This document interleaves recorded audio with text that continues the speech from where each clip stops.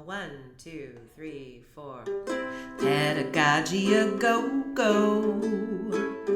Pedagogy go go go. Hello, and welcome to Pedagogy a Go Go, a podcast about college faculty sharing what happens in their classrooms and why. This is Season 3, Episode 1, Pandemic Pedagogies and the Art of Self-Care, and we are your hosts, Gina Turner and Tom O'Connor.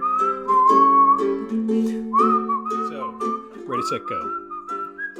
What are we doing? All right, I guess I'm just going to jump into the deep end. Can you swim?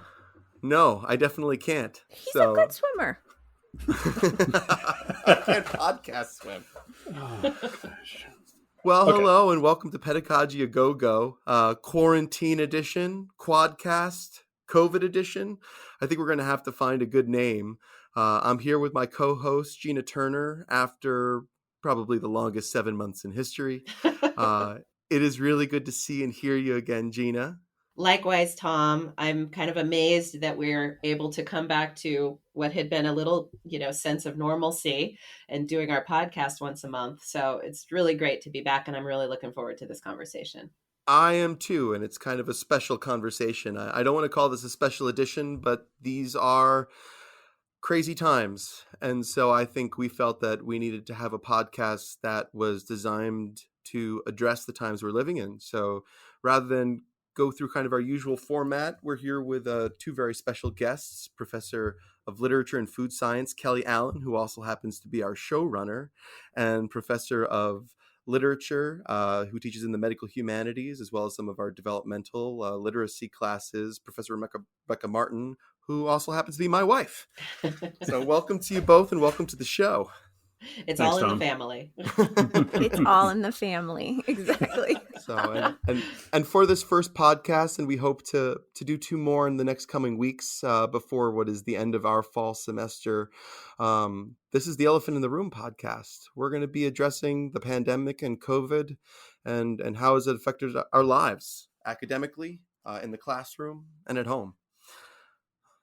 So we hope that this conversation is meaningful and that you all find something here of value. I've talked a lot in this show about vulnerability, and this is a moment where I think we, as members of this program, can allow ourselves to be more vulnerable and talk about how challenging the last couple months have been, and share kind of the stories of strength that are getting us through the wins that we're having, and some of the hills that we've had to climb along the way. Mm-hmm. So we are all trying to muddle through, and one of the ways in which we are muddling is trying to continue our jobs as academics, as administrators at this community college. And some of us are struggling, some faculty are struggling as much as the students are. So the first question really is, just in general, how are you tackling COVID, the pandemic, social distancing? How is that coming up in your classes? Who wants to go first? Or do I have to call on someone? I'm using my teacher voice. No, I don't think that it's but where do we even start with that? So, but yeah, so I've got a whole bunch of things that I could certainly unload, but I tend to like to go last. So if anyone else would like to get us going, go last. Yes, See, I do. I thought you were like the go first type. Okay, I'll go. I have no problem with that. I have thoughts. Lay it on us, sister. Becca, go ahead. No, just quickly, just because you're new to the audience, and I gave you a rather brief intro. Do you mind just telling us a little bit about your role at NCC and who you are first, too? I know, honestly, Tom, as somebody I gave married you to me, short that was a shrift. very brief description when there is a lot to go on. So if you don't know me, I'm Rebecca Martin, and I teach in the English department, and I teach developmental English. I teach women's literature, so I teach in the women's studies program too, and I teach in English 2 that is focused on the medical humanities. That's what my dissertation work was in, and it's actually very timely for COVID because all of my research and my dissertation was done focusing on an area of research that really says learning and reading literature is good for medical professionals in their education and in their development as practitioners. And I think every time I watch the news and I see the kind of video logs that doctors and nurses and respiratory therapists are offering to the news to try to describe their experiences, I mean, those are what I studied. They're medical literature. They're chaos narratives specifically, which is my specific area of specialization. We get so specific in these long dissertations, but chaos narratives are narratives that are told in the middle of an event. It can be an illness event. It can be a pandemic. But chaos narratives are kind of defined by the fact that they are in the middle of that experience. There is no conclusion yet. Often they're marked by kind of this feeling of being trapped in the ever present. And certainly I think when I hear people talk about their COVID experiences, they are talking about being trapped in a chaos narrative. And I find that funny in some ways, because that's my area of research, and I see people handling it in the ways that I researched, which is some people like roll up in a ball and they don't want to talk about it. Other people are like, I've got this under control. I'm going to exert as much power over people as I can. Here are my policies. Here's my discipline. This is what we're going to do, as though, somehow that's going to right the world. Other people, I think, approach it kind of like, we were talking about before we started recording, which is, how do you answer the question of how are you doing right now? How do you answer the question of, how you're feeling or where you are? And in the chaos narrative theory and in my own personal experiences as someone with my own chronic illness, often just being present is enough. And I see that with my students, to get back to teaching, which is what we were supposed to be talking about. My students are very comfortable, some of them, being in chaos. They have lived lives where they have not been secure, where they have not had a guaranteed safety net, where they're very used to feeling a bit out of control. And so COVID has put pressure on them, but in some ways I think that they had skill sets that others of us did not have coming in. And sometimes in class, when we meet, we just talk about what they're doing and how they're managing. And they kind of want to talk about the people who aren't handling the chaos that well. And they want to talk about the ways that the people who are not handling the chaos well are kind of,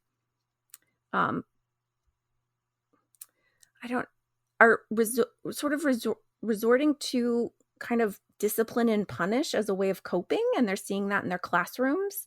So one of the things that I've been thinking about in my classroom in terms of COVID is my policies.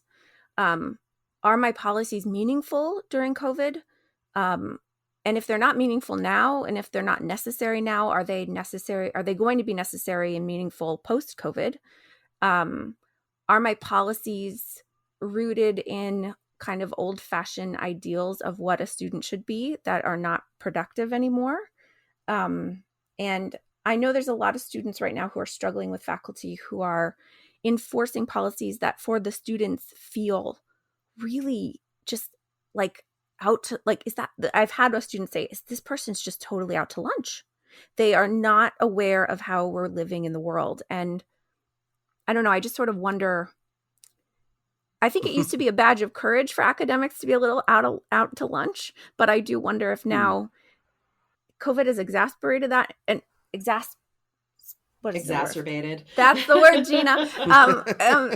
There's so syllables I can't get in there, but has it done that? And we need to kind of really seriously look at our pedagogy and really seriously think about the things that we've always just taken for granted. Kelly, you were going to say something. Well, yeah. So I kind of have a question for you, Becca, because as you were talking, I was like, well, hold the phone. Are you talking about kind of reconsidering, reimagining our pedagogy specifically in response to COVID, or is this something kind of that we maybe should have been thinking about earlier than that.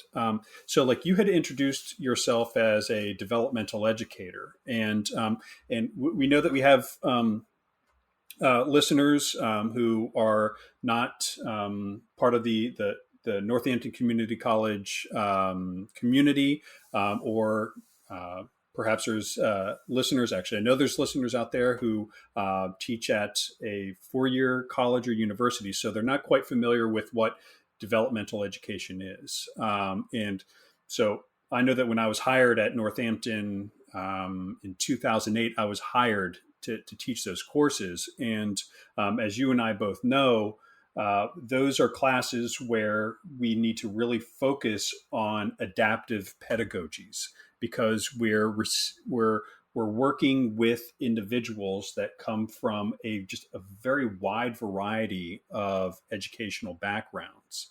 And the thing that just always just pissed me off when I was teaching those courses was that there was this kind of like idea that, okay, the students have taken these courses and now they're fixed or whatever, and now we can start teaching in this like traditional, in what we all know now is this very kind of like, white supremacist, like colonial, like driven forms of pedagogy within higher ed. And what I'm hoping that happens, and this is kind of like feeding off of what you had said, is what I'm hoping that happens is that people start to realize that, oh, we don't have to do it this way, that what we are doing is actually harmful to the academic and emotional well-being of our students, and also for ourselves. So I don't know, it's just, yeah, to go back to how I started this, like the way that you began this conversation, like I had to just keep reminding myself that like you're talking about COVID, but you are also not talking about COVID. So that Yeah. was my thing. I think that's a great point, Kelly, is that this experience is just shining such a light on our individual pedagogical philosophies.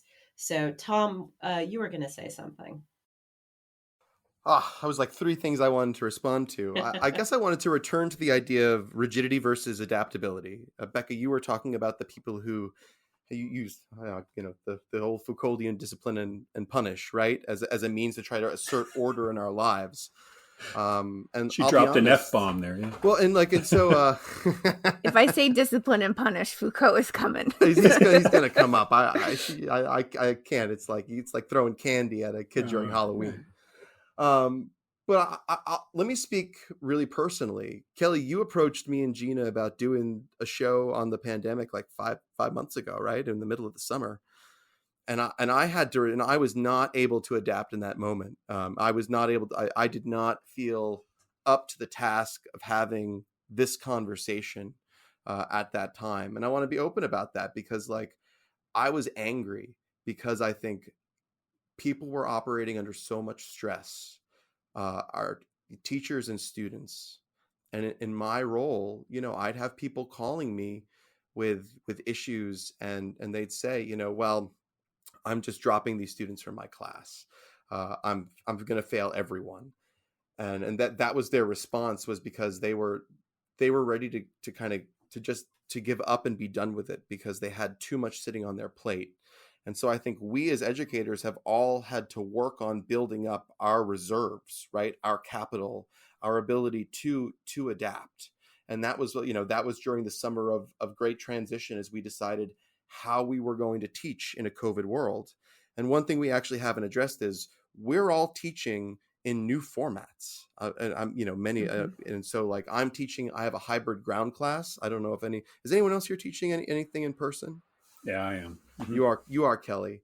And I said, and that's a traditional class, but it's a new world. We're sitting in a socially distanced classroom behind masks. My jokes don't land because I don't have my affect. I'm a little deaf in one ear. So, whereas I used to follow who was speaking by their face and their reactions, I have to be like, I heard someone talking in this part of the room. So, I had to readapt to that. And oddly enough, and so here's a really positive thing. It's one of the best on-ground experiences I've ever had. not because of those difficulties, but in some way because of them, because every student had elected to learn in that environment and knew what they were coming for. And whereas this sometimes takes classes and weeks to build camaraderie, like we had that. There was a gratitude in that classroom and eagerness to be here. And I've had, in COVID times, the best attendance I've ever had in an on-ground class. Comparatively, I'm also teaching what we're calling a blended online, which is half the class is asynchronous, half of it's remote, where we meet up. And so the on-ground class is English 2. The online class is a women and gender studies class. And let me tell you, Zooming at 8 in the morning is tough. Like I do not always feel great that I am doing enough as a teacher to engage them and they're really honest about it. They're like, I woke up 3 minutes ago. I'm on my phone. I'm in bed. I'm not going to turn on my camera. And so I have to build into the class incentives, to engage in a visual way if you're comfortable, and then also be understanding. I have a student who's like, I have vertigo, so it's helpful for me to not have my camera on, or, I don't know the circumstances of, I might have students that are living in a house without furniture, or have kids. They need to be muted because they have young kids running around. And so and then, Becca had a good laugh at me, 9:30 in the morning after my class is done. I'm also invited into all these people's living rooms. So here I am, a straight white man reading aloud a poem about lesbian desire and sex by Audre Lorde by a Black feminist woman. And then I see someone's dad just walking around in the background of the shot, as we're trying to have a really vulnerable conversation. And that, like, a gender studies class is an area where on ground, I felt like I had a really good tool set for creating an environment where everyone trusted each other. And I will tell you that in a Zoom class that I'm recording, where other people's family members are listening in, it's really hard to do that.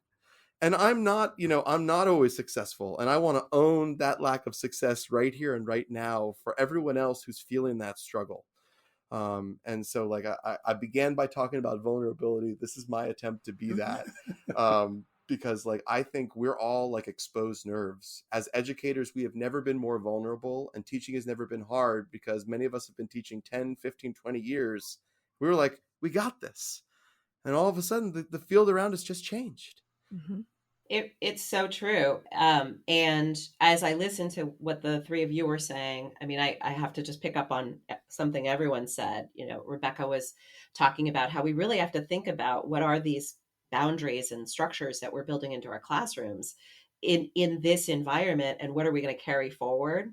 And then, of course, what Tom was saying just about the online blended. But I have to say, I've discovered that I love online blended, which I would have never guessed in a million years, because as you described, half of the work is done asynchronously. So they do it on their own time. And then the other half is a once a week meeting for an hour and 15 minutes. I also have an 8 a.m. class. And sometimes my voice is so croaky because I haven't spoken to another soul that morning. I have to drink lots of tea while I'm teaching the class. But in letting go of so many of my expectations that I had in my on-ground class, I feel like I've created a space in the online blended where what I actually want, the kernel of what I actually want to happen, is happening. So in my on ground classes, I have index cards that I hand out at the beginning of class, and we do a one question quiz at the beginning of the class. And then I have my handouts for the discussions, and I have my handouts for the demonstrations that they're going to do together, and they work. And when I was planning for the semester, I turned to my husband, I said, what am I going to do about handouts? And I realized I don't need handouts. There's no reason for me to have paper handouts. I don't need these index cards. So we still start with a question, which is kind of the icebreaker. And part of the reason I used to do that in on-ground classes is to encourage them to be there on time, because they earned a couple of points for being there. I stole that idea from another professor, and I love it. It works really well. But because it is less disruptive to come in to an online version of the class, people drifting in a little late doesn't bother me, which then shows how much of it was a personal irrational bias that I had, or not irrational, but it was a personal bias that I had about getting to class on time. And of course, then that I find out later it's because their connection was weak, or because they have to do it in the break room from work, et cetera, because everybody's schedules are crazy. And so it's very interactive. I have the students answering questions and raising their hands and putting them in small groups, and then the groups report out. And like you, Tom, I feel like the attendance has been phenomenal. I've had really good attendance in these 3 classes that I'm teaching. So, it's, I don't want to call it a silver lining because we are in the middle of chaos, but at least it is showing me personally things that I will carry forward when I teach in the Mm-hmm. future, and let go a lot of the things that I felt were so important. So we've really been talking about how COVID has impacted us as teachers. And Rebecca, you talked a little bit about, talking about it in class, but I'm wondering if you've brought it in almost as a content for your class. Are any of you using the virus or the pandemic and social distancing as content in your classes? And if so, how? One of the things that, I don't know if this is directly related to COVID or not, but it's sort of, there's so many massive things happening in our culture right now and country that they're all coming into the classroom at the same time. And I do think that I think there can be silver linings in chaos, and I think it's important to grab those when you find them. My students love the blended online. They are all hopeful that it sticks around, that they have that option, that they don't have to do fully asynchronous onlines, that there are blended onlines. Because I think, when we say that, this idea that in massive shifting times, you do kind of invent new ways of approaching things that you wouldn't have otherwise, because you're destabilized, and then suddenly you have to find a way to restabilize yourself. But we read the short story Everyday Use by Alice Walker in my 151 class, and we had one of the most meaningful conversations about the impact of education and class that I have ever had with a group. They wanted to talk about, so the premise of the story is that there's a mom and 2 daughters. The one daughter goes off to get an education. She comes back and to see her mom and her sister, and she has been changed by that experience. And Alice Walker is interesting because she makes Dee, who's the sister who's gone away, not that likable. She's got a lot of things about her that are abrasive. And the other daughter, Maggie, the other sister, is she's quiet, and she's been burned in a fire, and she's like sort of keeps to herself, but she's learned the old ways of living. And so the story really sets up this distinction between what happens when you go off and get educated versus if you've stayed at home, and the values of both sides of that conversation. And my students really wanted to talk about, they're sitting in their homes, many of them with parents who don't understand why they're going to college, or parents who didn't give them a choice about going to college, right? It's like a spectrum. And they wanted to talk really specifically about their decision to continue going to college this semester. And they wanted to talk about, last semester was a dumpster fire. And I'm like, I hear you. We all felt that, and then they talked about like this just transition online, and it was really quick and people didn't know how to do it. And that they, over the summer, really thought a lot about, do I want to go back to college in the fall? Do I want to invest my time and money there? Is the investment going to be worth it because we're going to be online? And do I even like online? And will online work? And what am I going to get from it? And the story allowed them a place to talk about that decision. And I don't know about you guys, but when I did mid-semester reporting and I sent emails to the students I hadn't heard from, I got a couple of responses from students who said, "Thank you so much for reaching out. I almost gave up last week. I almost stopped because they have a lot of good reasons why they almost stopped. And some of them, but many of them, 2 or 3 of them said, I really appreciate that you still think I can do it. And the fact that you still think I can do it makes me think that I can still do it. And they've invested this money and they've already invested time. And just getting a note from me saying, we still have time for you to make up this work. We'll talk about what you can focus on. Certain past assignments are more important than others. And that was a pedagogical move on my part that, even though I would say I am one of the most adaptive teachers, I pride myself on it. And Kelly's right with that developmental education background. You have to be on your toes constantly. It's one of the reasons I love teaching dev ed. You have absolutely no idea what you're going to see every day in the classroom. And for some people, that would be terrifying. For me, it makes me feel invigorated.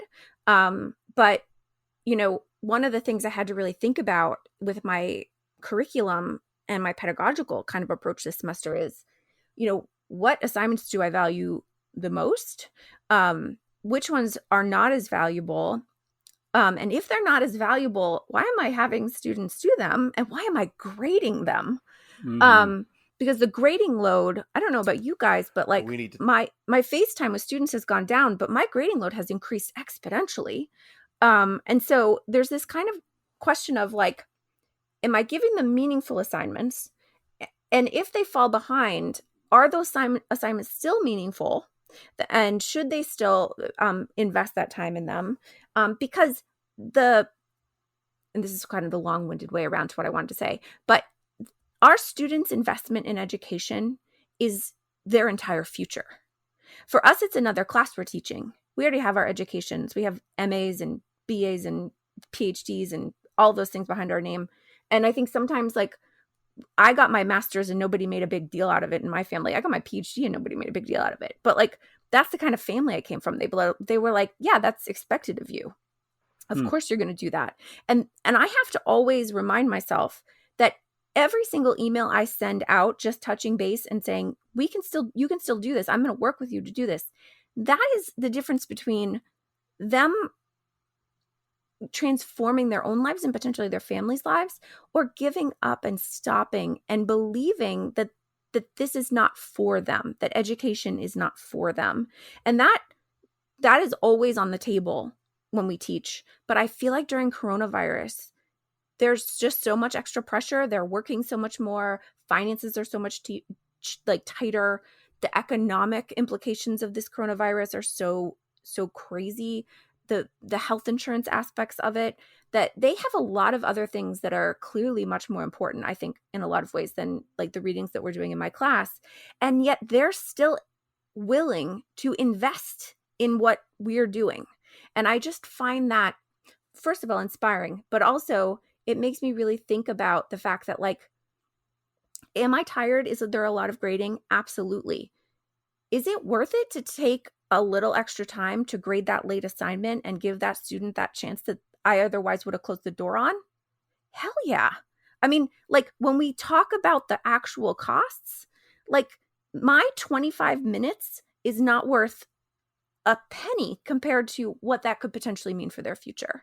And I don't want to lose track of that, because one of the things I see happening with the burnout that's happening in faculty, one of the stages of burnout is depersonalization.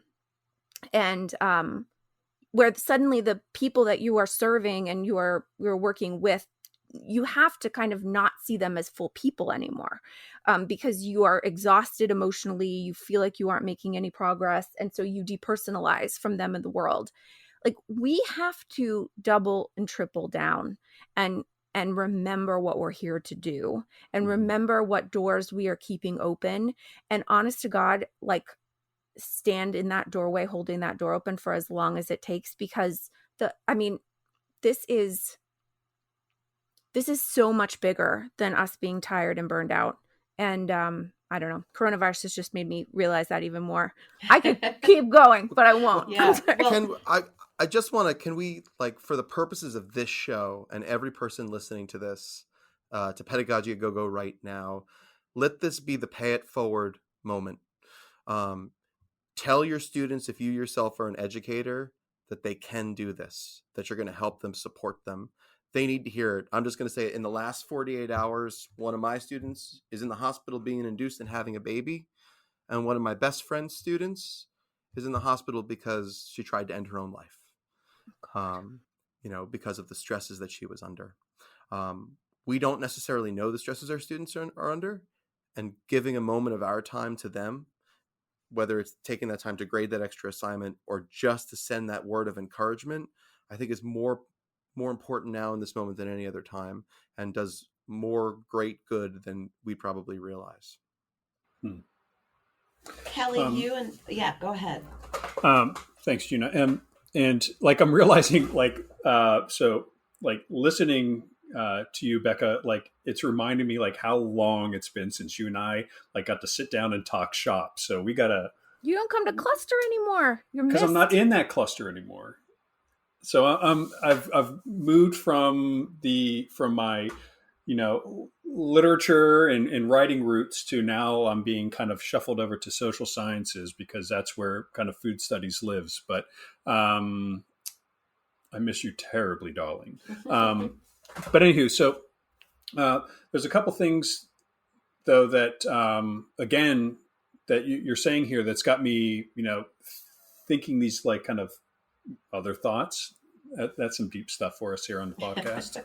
But anywho, so like before, when you're talking about like what assignments are we realizing that like, okay, we really don't need those anymore. Like, I think that is something that's really healthy for us to sit down and spend some time with and figure out like, okay, so why aren't those like assignments relevant for this course? Why had I been teaching them in the past? Like, what kind of like what had been influencing my decision making to actually like put that down on the paper and then ask my students to do this.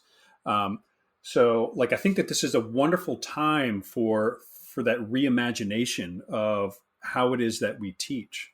So for the class that I'm working with right now, so like Gina, when you said, who's bringing COVID into the class, like I'm not necessarily doing that, but like there's a lot of activism that is very visible in our country. And that's something that I'm bringing into my course. So it's a humanities course that focuses on an investigation of our cultural relationship with the environment. So we're spending the whole time talking about environmental activism.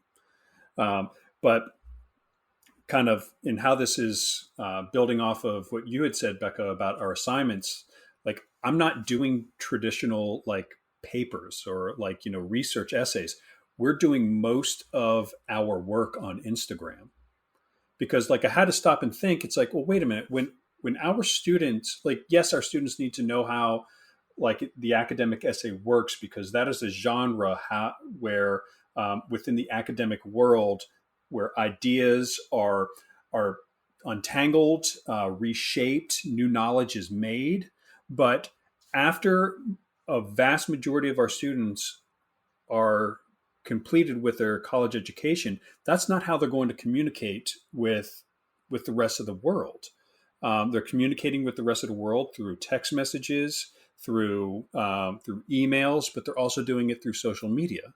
Now, I'm a big fan of Instagram because of kind of like, hashtag activism, but I also like to stay away from Facebook just because I think it's just so polluted.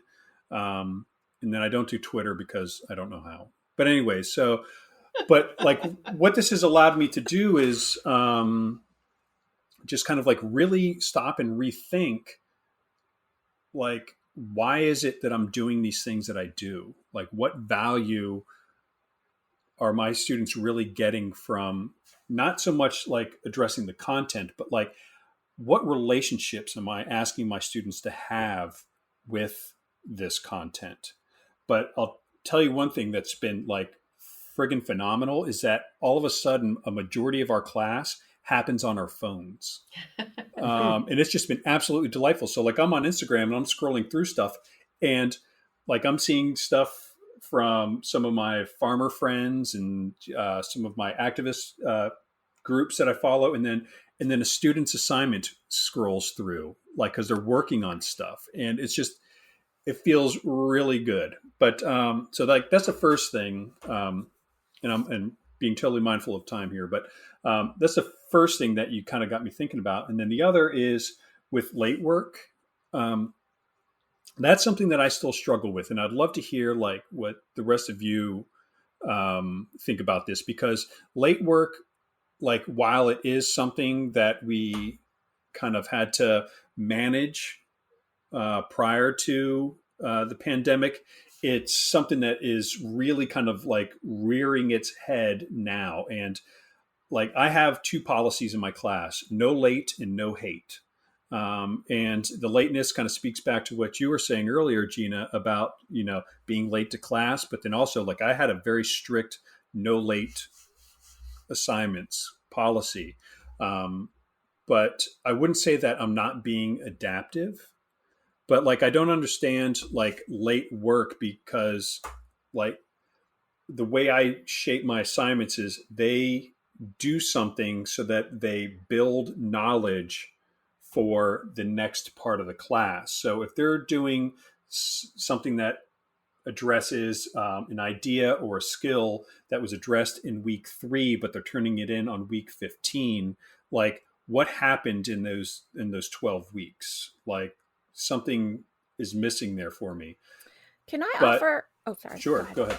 I want to, and this is sort of a different. So this is how I look at late work. And it's sort of a as I've shared in the before, I have a chronic illness that is makes me in greater and lesser degrees functional day to day, and that means so I have set myself up with a grading schedule where I sort of need to be grading every single day. Mm-hmm. And I always think of my policies for lateness and work on time as assuming that a student is able to perform at the same ability every week throughout the semester. And the reason I do not hold them to that standard is because I myself cannot live up to that standard. I have days where I get migraines and I cannot function. I can't grade. And so I talk to my students about this. I'm very transparent with them about my chronic illness. And it's been an amazing tool to get them to talk to me and to sort of understand that we all struggle, but we all also need to be responsible too. And that very careful line. So I recognize that I can't just blow off and not grade anything for them until the last week of the semester. And in that same way, I would ask for them to not hold off and do none of their work until the last week of the semester.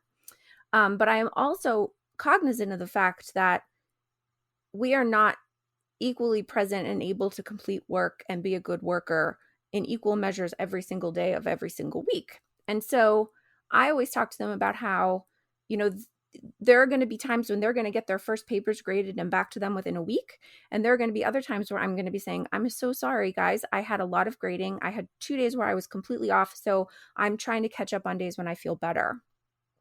And I'm very transparent with them about that time management process and how it impacts my livelihood with my work, but also trying to be transparent with them about how they need to be thinking about that with themselves too, because whether they might not have illnesses like I do, but they have kids and they have jobs. And so that constant maintenance of our time management, I think is really important to consider, because I feel like a lot of our policies are based in ideas that we are all well and functioning equally throughout the semester.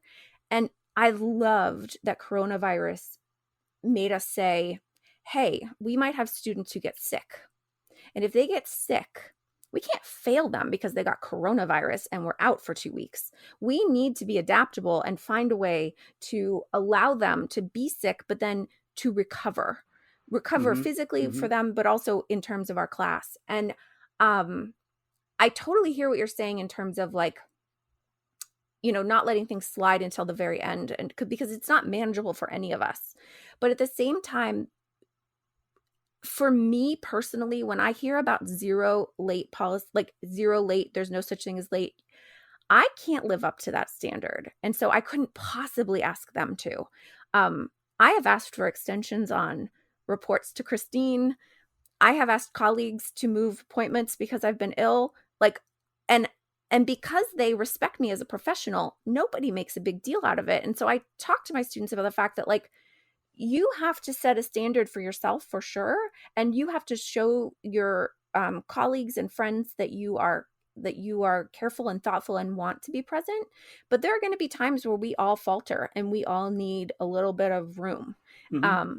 And so I feel like there's a really careful balance there. There was this great article called "Your Attendance Policy is Ableist AF," which I don't know if I can say those words on CBS. Anyway, but it was talking Ableist as freak. That's right. Mm-hmm. That Anglo-Saxon word. But yeah, because there is this sense that people are able to, and it's so capitalist. It's like it's like you must come to work and pop in at this time and punch your Becca, card. did you just call Kelly part of the capitalist machinery that he indicted earlier in the program? That's cold. That is ice cold. So I want to jump in on, because before I forget. So Rebecca, because I partly need to jump in because I am an absolutely no late assignments person, and I will die on that flag, or whatever the metaphor is. Hill, thank you. I will put a flag on the hill and then die on it. But and Kelly and I were talking about this, and I was also hoping Kelly would mention his labor contract model Mm-hmm. that he uses for his class. But for me, and I think what this highlights is that it's okay if each one of us operates differently in the classroom. That's okay, because we all have to find the model that works the best for us. So for me, I am a structure person, but I'm also a person who, if you want to meet me halfway, I will meet you 3/4 of the way. But they have to meet me halfway. So I don't accept any late work. But even if they come to you beforehand, Gina? Well, let me finish what I'm saying. Yeah. So, and there are two ways that is workable for me. The first is that I build in a couple of extra assignments, and they're always toward the end of the semester. And I then throw them a few other little bones of extra credit, not a lot. It probably, all of it together doesn't add up to more than 10%, but it allows them to make up points from missed assignments earlier in the semester. And the other thing, Tom, is that in my syllabus, in big bold letters, it says, if you anticipate a problem, get in touch with me 24 hours in advance is all I ask, and I will give you whatever extensions you ask for. And so that's what I mean is, if they meet me, if they meet me 20% of the way, I'll meet them 80% of the way. And so I wouldn't call that zero tolerance. So it is zero tolerance. If they come to me the day, a minute after it's due, I'm not going to accept it. Right. It's for my own sanity. Mm-hmm. And then the other thing I wanted to pick up on just quickly was, and I asked Kelly to talk about the labor contract as well. But I was thinking earlier, when Rebecca was pointing out that her research area was narrative and chaos narrative and medical narratives. And I always feel incredibly lucky that my area of focus in psychology was about physical health and how people cope with it. So all the psychology around physical health. So for me, this is what I'm teaching, is how people learn coping. Even in my cognitive class, we can still talk about coping in an era of pandemic and coronavirus and all the other things that are going on right now. So it's pretty easy for me to bring the content into my class, but also the process, which is sort of what Kelly was talking about.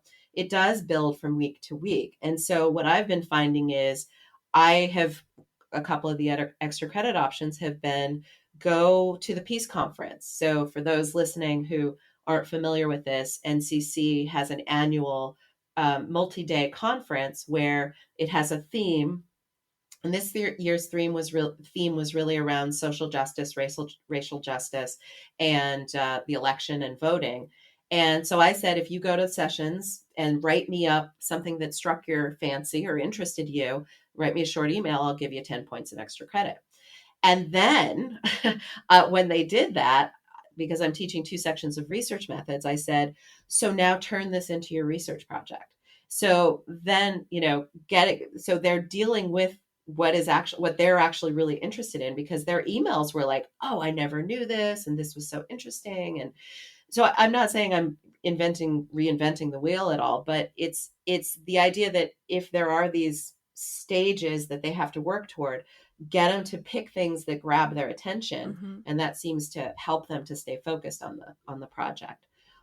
So Kelly, did you want to talk about, since I've now mentioned it 3 times, did you want to talk about the labor contract? I love this idea so much. I suppose so, and I think it's something that.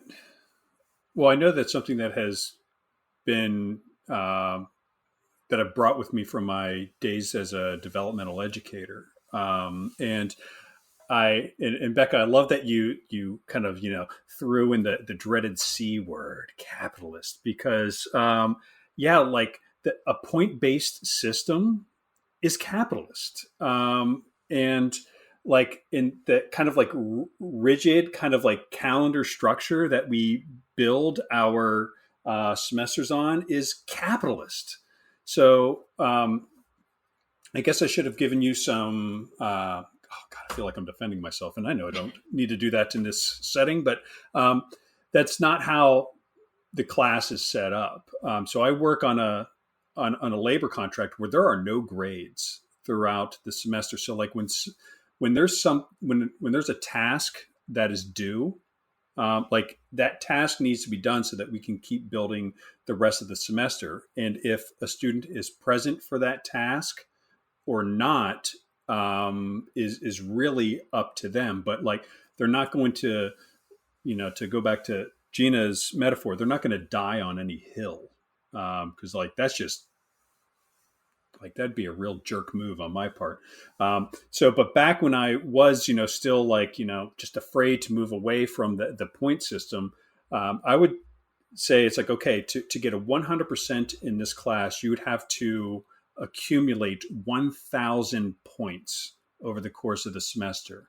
But I have enough assignments here that you could hypothetically earn 1,250 points. So like if they missed like the midterm, they could still get an A in the class, which I know that some of my colleagues would probably like just like freak out about it. But like even so, like I found that there's a whole lot of like subjectivity that was kind of immersed in that whole grading system that I have never felt comfortable with. And back when I was teaching developmental education, what I would do is like it was just like based on feedback. It's like you do work, you turn in work, and then I'm going to give you feedback, and then that's how we're going to learn.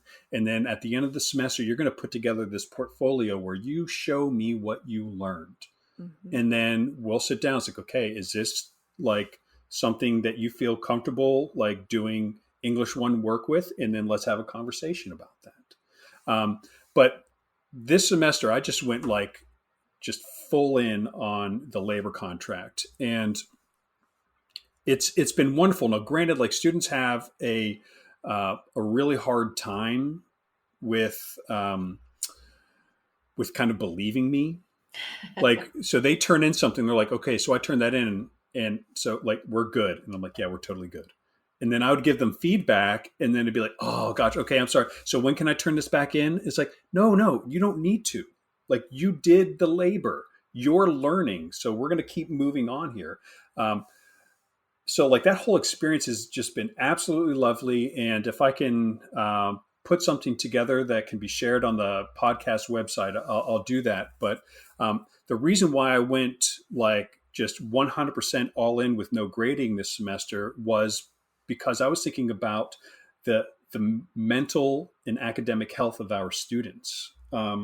So like how effing stressful is it for our students during grading time? Like if you look at your roster in past semesters, you see that weeks 3 through week 5 is like this academic black hole. Like that's when most students will just like drop off the face of the earth. And I always share with my students, it's like yeah, the first couple of weeks, it's hard to find parking.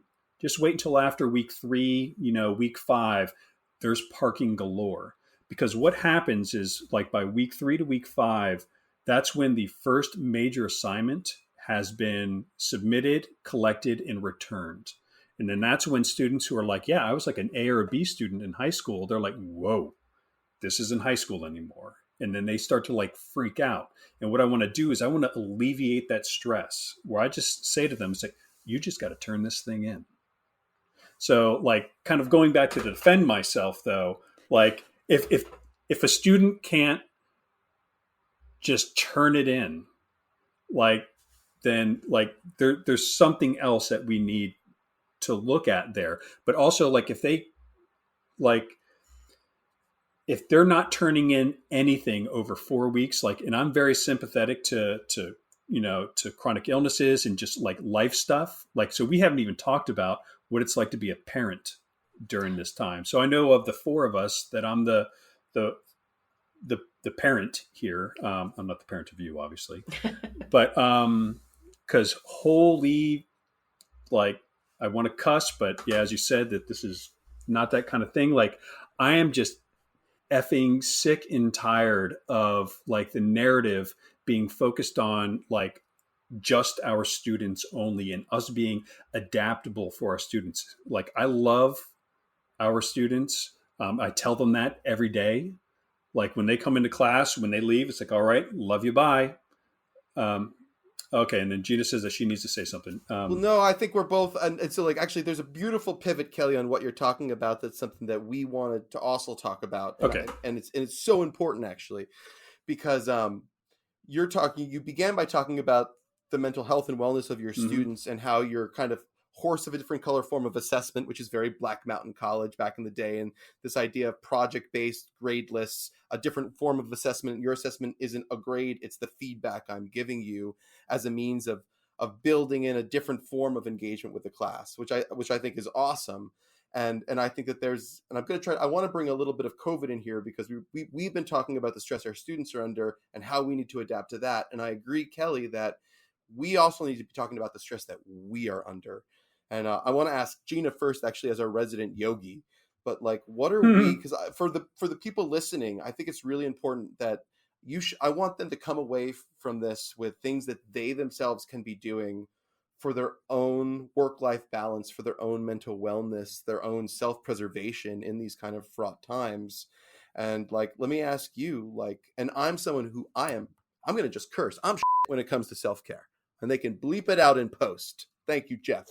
Like, I am not, like, I was under so much stress over the summer as an administrator trying to convert 80% of our classes into remote, that I cracked a back molar because I was grinding my teeth so badly at night. Like, I have to learn to process and deal with my stress, and these are like the most stressful times ever. I'm glad this is on record. Yeah, it is on record. So hold me to account, and I'll go last, and I'll share the things that I am trying, and Becca watches me try and is witness to my failure to improve my own mental wellness and sanity. So Gina, Yogi, what are you doing in COVID times at home to deal with the stress of teaching in these times, as well as just the general stress I think we're all living, because we're in the upside down? Well, I'll tell you, I'm glad you're starting with me because of the way I'm going to frame my answer. But I do want to share with all of you this quote that I ran across. I think someone put it on their Facebook page or something, by Audre Lorde, who I think we already mentioned in the podcast earlier. I was reading her poem, Love Poem. That's right. Yeah. And so the quote is, caring for myself is not self-indulgence. It is self-preservation. And that is an act of political warfare. And I just found that so powerful because I think a lot of people feel guilty or feel that self-care is frivolous in some way. But, and people use that old cliche that first you have to put on your own mask on the airplane before you can help someone else with their mask. But the bottom line is similar to what we were saying before, we all have our boundaries. We all have what we need in the classroom. We were talking about that earlier. And we all have a certain amount of energy that we're able to expend on any one thing. And if we have multiple things asking us for energy at the same time, then that energy has to be split somehow. So, and so by keeping ourselves healthy as best we can, then we can continue to do the work without grinding our teeth down to the nub or having sleepless nights or, name it. So I said I was going to frame the question for me. So for me personally, I am very much the sort of person who needs a lot of structure in my life, but also because I have been so incredibly stressed with the uncertainty of what's going on in the world, I need to focus it on concrete activities in and outside of my work life. I don't know if this is really answering your question, Tom, but so sorry, I just have to laugh at Kelly. You did not get loud and angry. I don't know why. No, and it's great. Why would you apologize for that? Jeez. For It's our white man listeners who can't syndrome, see it, this so. is, since we're looking at each other over Zoom right now while recording elsewhere with different software. So there is the chat going on. So anyway, I'm not gonna say the things that we all know, because they're, again, breathe and stretch and get some exercise and eat healthy, right? Like, we all know that it's nonsense, but find something that it's not nonsense, but it would be nonsense for me to leave my answer at that. So for me, it's find the silver linings in what is going on, in the fact that we are being challenged as professors, and it's going to make us better professors in the future. I will just say as a side note, because I have a temporary position I've taken on now at the college, where I'm dealing with the diversity related issues on the campus. And that has given me such a fantastic way to focus all of my anxiety, all of my anger, all of my sadness around all of the social justice issues that have been bubbling up all year. Finding pleasure in your life, whatever that means to you. I have reread so many books that I love this summer. Rather than seeking out new things to read, I've revisited old favorites, right? So everybody's self-preservation and everybody's self-care is going to be unique to them, right? It's going to be very specific to them. But don't look at it as frivolous or coddling, or that you're not tough enough to handle it, because again, we are beings that need sustenance, and we are beings that need rest, and we need to take that seriously. So that's my answer. That's great. I love that you're reading old comfort books. I do the same thing. Yeah. Becca knows where my go-tos are. It's usually cheap urban fantasy, and I can lose myself in poor prose and fun action. That's important. That's really important. You're so dirty. And Eugenia, one of the things I wanted to, in thinking about self-care, like what I think that we all, like, getting back to your point about doing in the classroom what we need to do for ourselves, like when you say, like, I will die on the mountain of this, or die on the hill for this, what I hear is that is integral to sustaining me through this. Absolutely. Like, and that your needs are important in the classroom. And I was trying, maybe I didn't come, and like, I try to be really transparent with my students about my own needs. So like, when you say, I need some structure, guys, like I need your assignments in so that I can grade them, because that's part of what's keeping me kind of anchored here and sustaining me through this semester. Like, that should be as respected by them. And I find that our students are incredibly respectful of that when you say it to them like that. And I feel like this is part of what we've been getting at with classroom policies. When we can talk about why they're necessary, like what the logic is to it, then suddenly they're not just these like amorphous things that we're enacting on students. They make sense to them. Oh, right. So that policy is in place because you're going to burn out by week 8. And I understand that. I can understand burnout. And so suddenly then we're partners in this journey through class, and not so much like, I'm telling you how to do X because that's just the way it's going to be. And I don't know. I love that. And that's what I heard in what you were saying so much so. That's it. Just really quickly. That's exactly right, Rebecca. And I always tell my students on the first day that every professor is like a different boss. And how many of you have had crazy bosses? But every professor is going to have their own expectations and their own needs for what they need to happen in the class. And I tell them exactly what you said. I say, for me, it would be too much for me to keep track of late assignments. It just doesn't work for me. And that's why I've built the class this way. So yeah, Yeah. Tom mentioned vulnerability. So being honest and vulnerable with your students. Absolutely. And But I went, oh, go ahead. Sorry, no, go. I just think I want to advocate for everyone listening to this to think about that in their policies. Like, one of the most transformative moments I ever had in the classroom was when a student in the back of the room, I was teaching at Albright in the adult completion program, and I'm like rattling off about thesis statements, right? Because I just taught at Lehigh, and everybody there knew what a thesis statement was. I didn't have to explain it. Student in the back loudly says, "I have no idea what you're talking about, lady." And I was like, oh, it was this moment. And then she's asking me good questions, follow-ups, like, what do you mean by that? What does that mean? What does that mean? And I'm like, oh my God, I'm grading her on something I can't explain to her. Like, how messed up is that?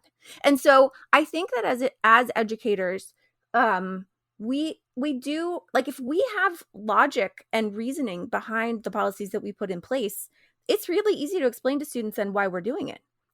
It's transparent. And I think that the coronavirus has made us recognize that we need to think through those things. So if we have a policy in place that we just stick to because that's what academic rigor is, but we can't explain it more than that, then that should be something we maybe need to like interrogate a bit for ourselves. Like, is that what it means to me? So anyway, I just think that's so useful in like thinking through our own policies. Like, we absolutely can differ on those, but we also have to have reasons behind them. So, Becca, I've written what I think you're going to answer. Oh. So what is, you're not getting out of the self-care question. So what is something you're doing that I know or not that you're doing for self-care through these COVID times, teaching at home? Yeah. So self-care for me is, I have a body that if I don't do self-care, it will just stop working. And then I can't like function. I can't do the things that I enjoy. So self-care has like become like, I have to listen to it. So, okay. So my self-care things, some of them are healthy, some of them are not. I buy antique jewelry on eBay a lot. Oh, groan. That was... Yeah.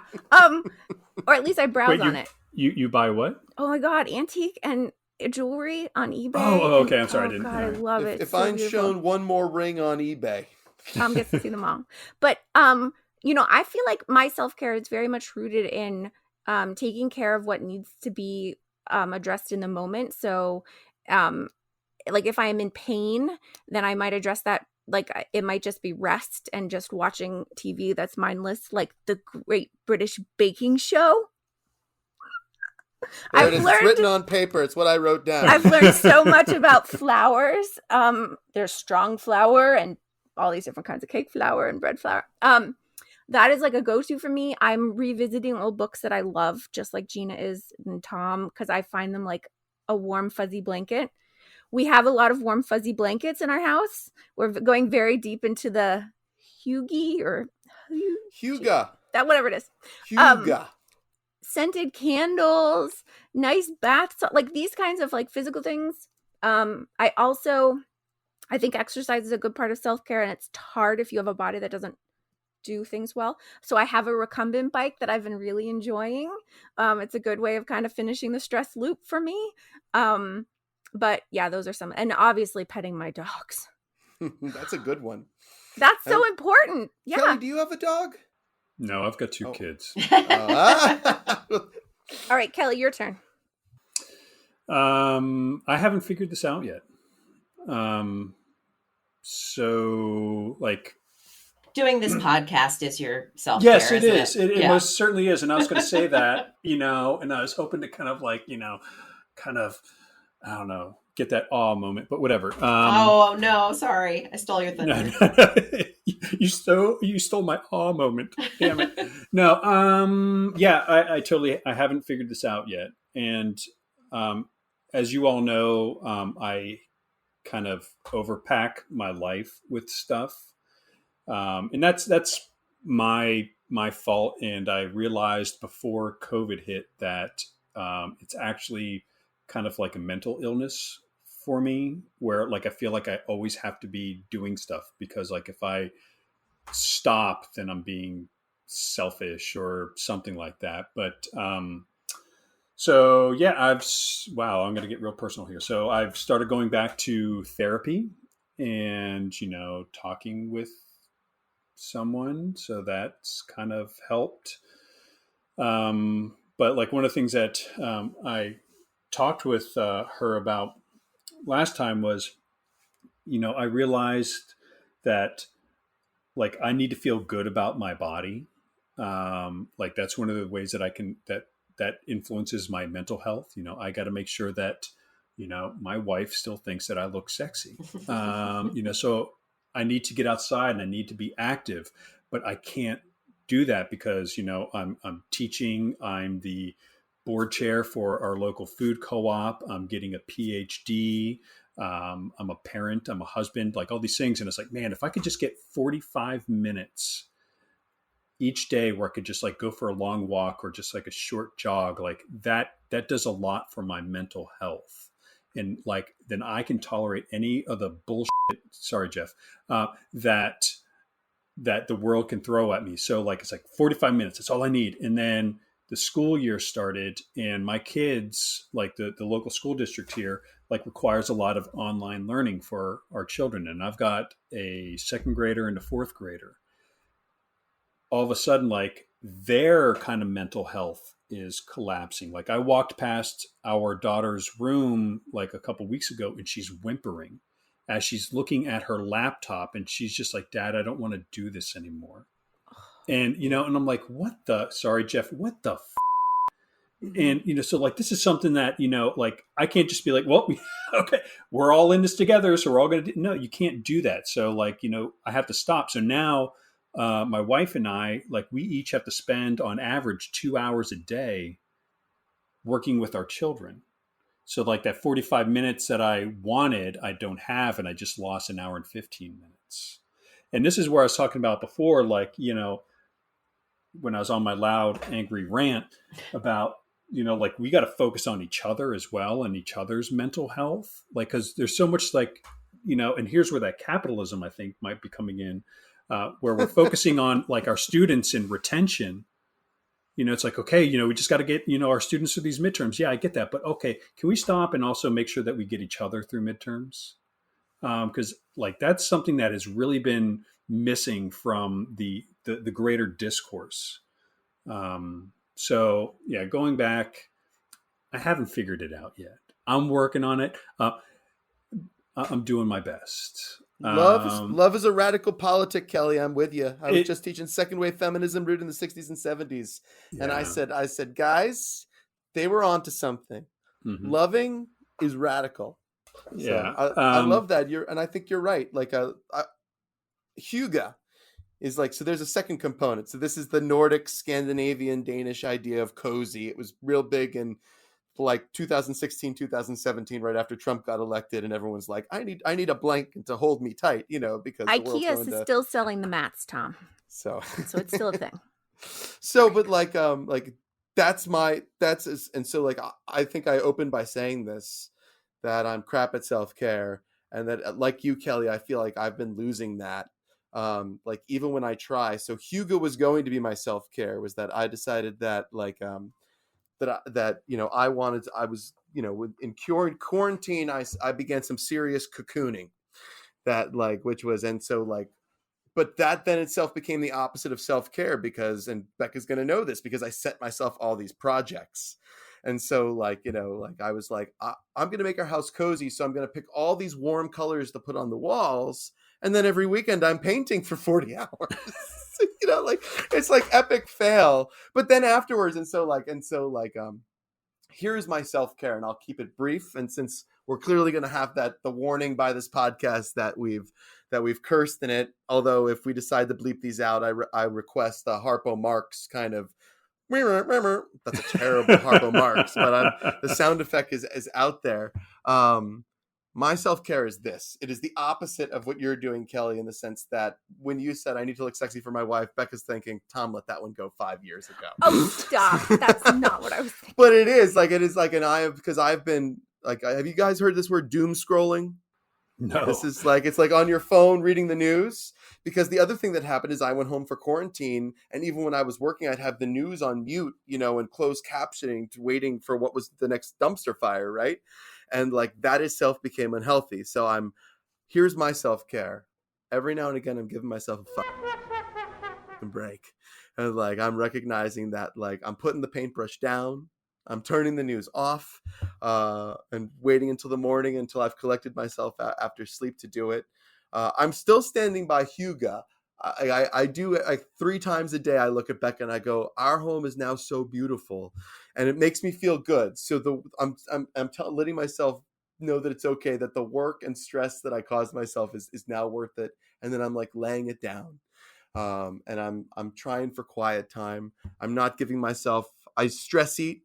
So especially after, 40 minutes of Rachel Maddow, suddenly the oven's at 400 as I'm making myself half a baguette of a ham and cheese sandwich. And I'm lactose intolerant, so everyone pays for that decision. Well, on that note, but give yourself a break. Everybody just give yourself a break. I mean, I think that's a take home from what we talked about being in the classroom too, is students need to give themselves a break. The professors need to give themselves a break. In our personal lives, we need to give ourselves a break. And so I think we will leave it there and wish that all of you listening, if you're still listening, can give yourselves a break. And hopefully we will talk to you again soon. Oh, we will. Absolutely. Thank you so much. Thank you, guys. Thank you, Kelly. Thank you, Becca. Thank you, everyone, for listening. Imagine the Pedagogy Go-Go song is playing in my head right now, but we hope to be back with you in a couple weeks. We want to talk some social justice issues. We want to talk election and politics.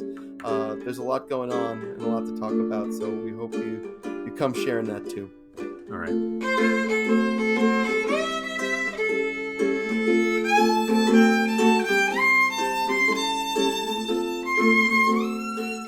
Hey, thanks for listening to Pedagogy Go-Go, recorded in the Center for Teaching, Learning, and Technology at Northampton Community College in Bethlehem, Pennsylvania.